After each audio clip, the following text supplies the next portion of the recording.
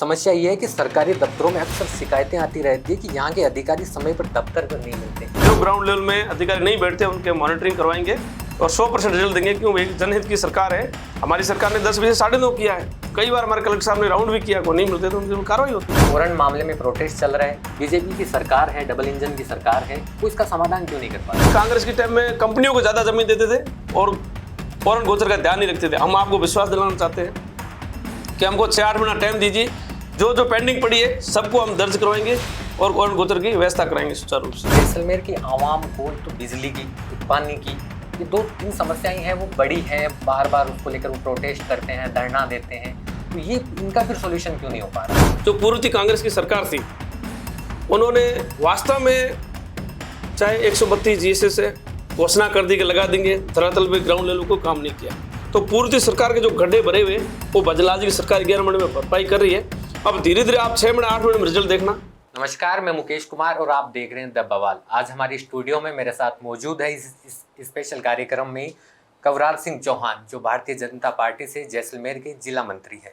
आज हम उनसे किसानों की परेशानियां जानेंगे, जैसलमेर के कुछ मुद्दों पर बातचीत करेंगे और साथ ही जिस पार्टी से ये ताल्लुकात रखते हैं उसके बारे में जानकारी लेंगे। नमस्कार सर। नमस्कार जी। सर, सबसे पहले तो आज जैसे महाराष्ट्र में भारतीय जनता पार्टी ने एक बड़ी जीत दर्ज की है, साथ में ही राजस्थान में जो उपचुनाव हुए तो अधिकतर सीटों पर, पहले जो आज उपचुनाव हुए हैं अधिकतर सीटों पर कांग्रेस स्थापित थी, कांग्रेस का शासन था, लेकिन भारतीय जनता पार्टी ने आज बड़ी जीत दर्ज की उपचुनाव में। उसके लिए आपको बहुत बहुत शुभकामनाएं। सर, जैसे कि इस इंटरव्यू की शुरुआत में मैं सबसे पहले आपसे जानना चाहूँगा कि राजस्थान उपचुनाव में 7 में से 5 सीटें जीतने में कामयाब रही है बीजेपी, जबकि अधिकतर सीटों पर इससे पहले कांग्रेस काबिज थी। इस जीत की बड़ी वजह क्या मानते हैं? नमस्कार।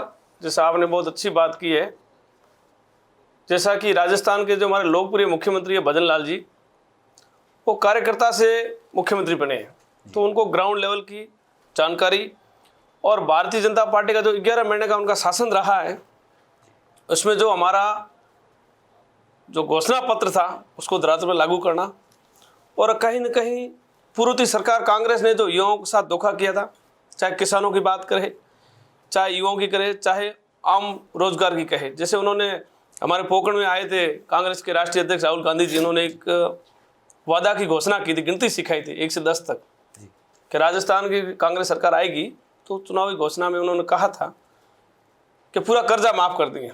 लेकिन मैं आपसे द बवाल चैनल के माध्यम से जैसलमेर की जनता और राजस्थान की जनता से कहना चाहता हूँ कि आप उनका कार्यकाल उठा के देखिए, उन्होंने नहीं तो धरातल पे कोई किसानों का कर्जा माफ़ किया, और नहीं हम जैसे युवा बेरोजगार जो घूम रहे थे उनको 3500 भत्ता का बोला था, कोई भत्ता नहीं दिया। तो उसके वजह से यहाँ के किसान परेशान थे, युवा परेशान थे, नौजवान परेशान थे। आए दिन जो भर्तियाँ होती थी उनमें उन्होंने घोटाला किया।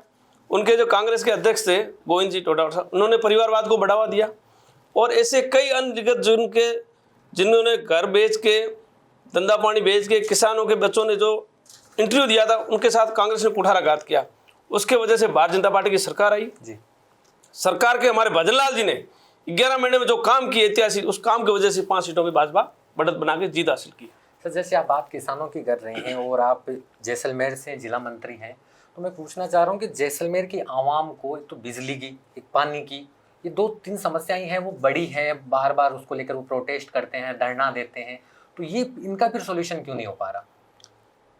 ऐसा है कि आज़ादी के बाद में कई वर्षों तक कांग्रेस की सरकार रही है, लेकिन उन्होंने कहीं ना कहीं जैसलमेर जो सबसे पिछड़ा जिला कहूँ या जैसलमेर सबसे लास्ट जिला कहूँ, तो उस वजह से उन्होंने कांग्रेस के यहाँ से कोई सरकार में पहले कभी कोई ज़्यादा सीटें नहीं थी। जैसलमेर 2 सीटें थी, पहले 1 थी, फिर पोखरण जैसलमेर होगी। तो कहीं ना कहीं यहाँ के जो राजनीतिक लोग थे उन्होंने कहीं ना कहीं जनता की पीड़ा को समझा नहीं।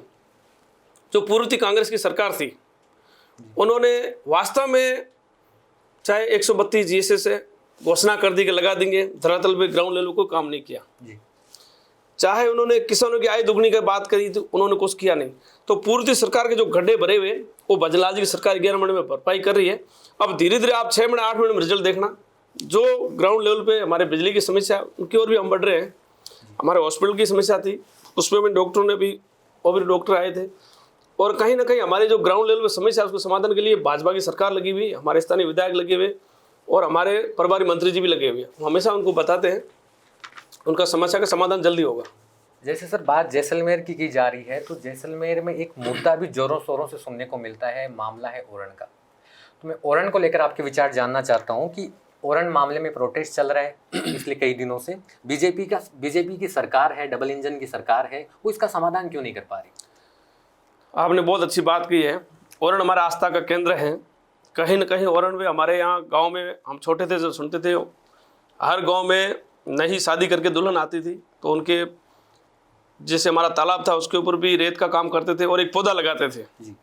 तो हमारी सरकार ने अभी माँ के नाम से मोदी जी ने पौधे की शुरुआत की। तो हमारे यहाँ जैसलमेर में किताब में नाम दर्ज किया है, सबसे ज़्यादा 5 लाख एक दिन में पौधे लगाए थे जी। तो भारतीय जनता पार्टी के पूर्व हमारे पूर्व विधायक सांग सिंह भाटी थे, जब भादरिया गौशाला में 1,15,000 दर्ज की थी। उस टाइम एक जगह की 1,00,000 बीघा जमीन अलॉट की थी, सरकार ने की थी।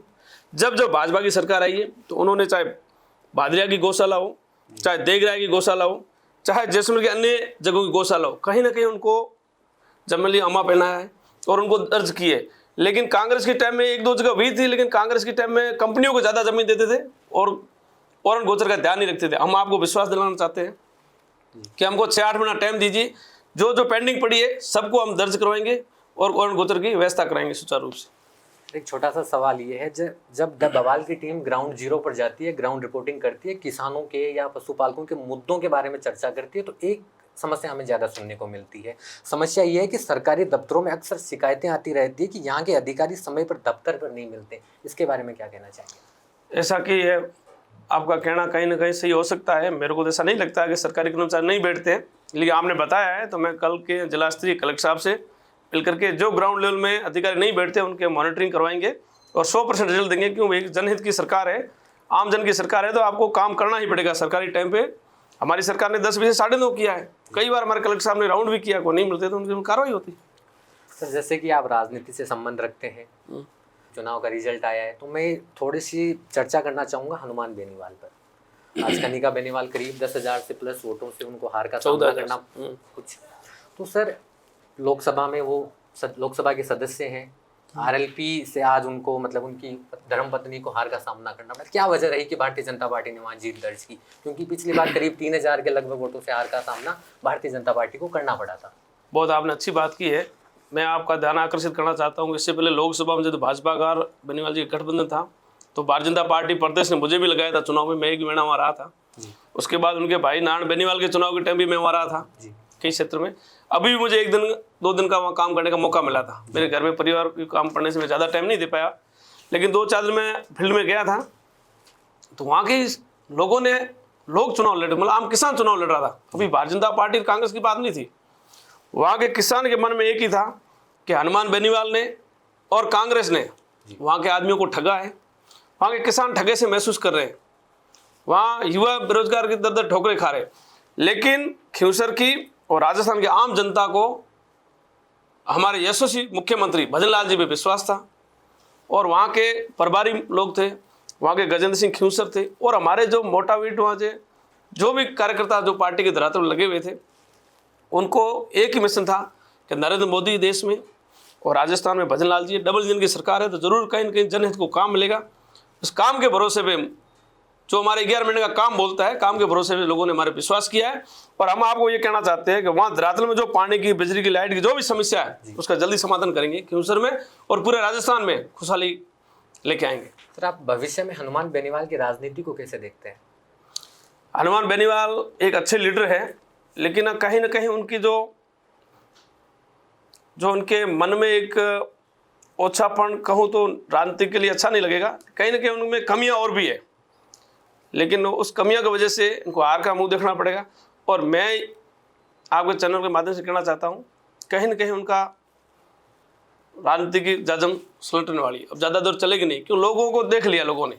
तो जैसे आपने राजनीतिक जाजम की बात की तो मेरे दिमाग में एक सवाल आया है, कृषि मंत्री किरोड़ी लाल जी मीणा के जो भाई हैं उनको आज हार का सामना करना पड़ा, क्या वजह रही होगी? क्योंकि भाई हैं मंत्री और आज उन प्रत्याशी को हारना पड़ा। आपने बहुत अच्छी बात की है, 2300 वोटों से हमारे जो प्रत्याशी थे पीछे रह गए। लेकिन आप ये भी ध्यान रखना, राजस्थान में अभी जो 7 जगह उपचुनाव सीट है इसमें कांग्रेस कितने जगह से जीती हुई थी पहले, आप पार्टी कहाँ से ये हनुमान बेनीवाल जी की पार्टी कहाँ से जीती हुई थी, और भी कई निर्दलीय लोग जीते हुए थे। तो हमारी तो 1 सीट थी, हमने तो 5 सीट लिए, तो हमारी तो बढ़त बढ़ी है ना साहब। और हार जीत एक सिक्के के 2 पहलू है, जो वही है। तो उसमें हम आगे से कोशिश करेंगे और भी हम भरपाई करेंगे। 5 साल बाद वहाँ सीट हम जीतेंगे। भाजपा है तो भरोसा है, मोदी है तो मुमकिन है, कोई दिक्कत नहीं। हमें आने वाले समय में भाजपा और बहुमत से वापस सरकार बनाएंगे, जब वहाँ से सीट जीत लेंगे, क्या दिक्कत है। सर, जो शिव से निर्दलीय युवा विधायक है रविंद्र भाटी, उनको लेकर आप क्या कुछ कहना चाहेंगे? बढ़िया है, भाटी साहब है, युवाओं के लीडर है, आपके हिसाब से चल रहे हैं, बहुत अच्छी बात है। सब लोग मिल करके जिले का विकास करेंगे, राजस्थान का विकास करेंगे, सब मेहनत करनी चाहिए, इसमें क्या बड़ी बात है। वो अपना काम करें, हम हमारा काम करें। आज हमारे इस खास इंटरव्यू में हमारे साथ मौजूद थे कवराज सिंह जी, जो जैसलमेर के जिला मंत्री हैं। इन्होंने किसानों को लेकर भी कई बातें की। ये हमारा जो द बवाल न्यूज़ चैनल है, ये किसानों की बातों को या पशुपालकों की बातों को बड़ी बेबाकी के साथ उठाता रहेगा। और ये जो हम पत्रकारिता कर रहे हैं, उसके साथ में हमारा मेन उद्देश्य हमेशा यही रहेगा कि जो गरीब तबका है, जो युवा हैं, उनको कैसे रोजगार मिले, कैसे शिक्षा का या स्वास्थ्य का स्तर बढ़े। ऐसे तमाम इंटरव्यूज़ हम आप तक लाते रहेंगे। धन्यवाद।